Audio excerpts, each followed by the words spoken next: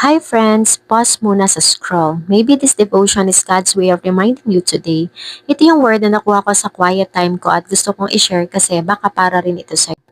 May laban ka bang kinakatakutan ngayon? Parang masyadong malaki yung gulayat mo. Sakit, problema o takot. Alalahanin mo sa David, hindi siya umasa sa espada, umasa siya sa Diyos. Sabi ni David sa 1 Samuel chapter 17 verse 37, "The Lord who rescued me from the paw of the lion and the paw of the bear will rescue me from the hand of this Philistine."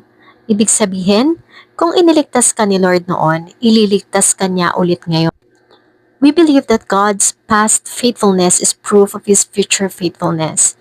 Hindi ka pinabayaan noon, di ka rin niya pababayaan ngayon.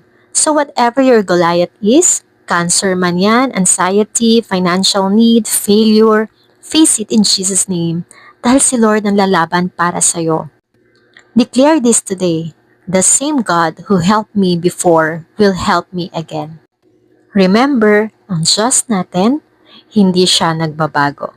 Sana nakatulong sa iyo ang devotion na ito. God bless!